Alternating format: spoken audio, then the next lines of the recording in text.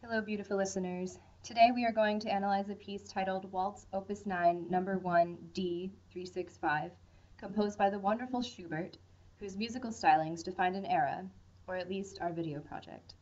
This analysis is brought to you by Emily Black, Michelle Swenson, Emily Cooper, and Molly Serfass. Let's listen.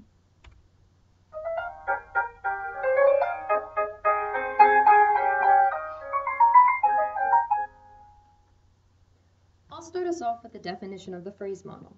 The phrase model is typically thought of as a complete musical idea containing at least one cadence and progressing harmonically from tonic to predominant to dominant and then back to tonic. This excerpt is an atypical example of the phrase model because it moves harmonically from dominant to tonic, back to dominant, back to tonic, and then ends with a dominant to tonic motion. Because there is no predominant motion in this piece, we are uncomfortable giving this piece a label. This piece is in the key of A flat major and is in 3/4 time. In the pickup bar, we have a chromatic passing tone, which serves to bring us harmonically from the one chord in the last measure, which repeats back to the beginning of the piece.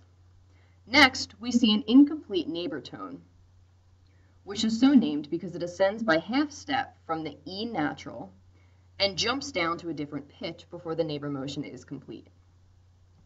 This measure is dominated by a 5/7 chord, which continues all the way through the second measure as well.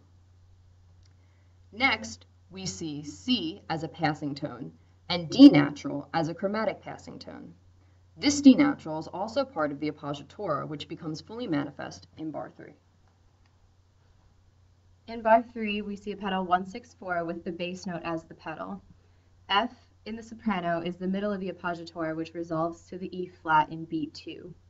We see this chord progression from dominant to tonic when we see the G in the second measure move to the A flat in the third, and the D flat move to the C in the third measure, creating the components of a one chord in second inversion, establishing the pedal 6/4.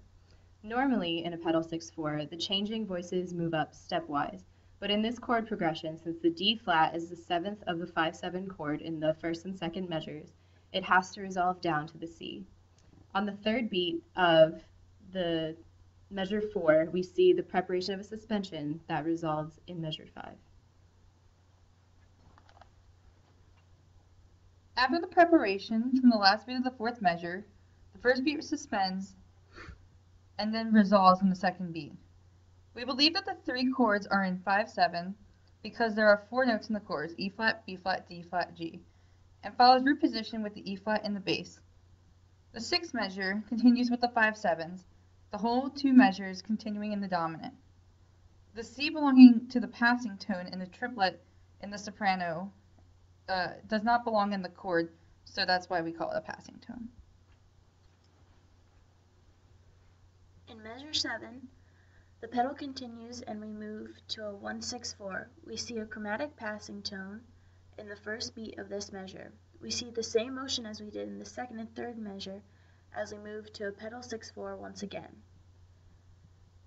The D flat, which is the 7th of the 5/7 chord, is moving down by step to a C, and the G is moving up to an A flat. We come back to a 5/7 on beat 3 of the penultimate measure and we move into tonic on the last bar.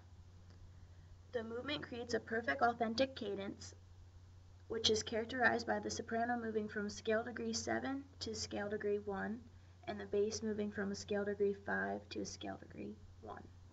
Stay classy, music theory 1.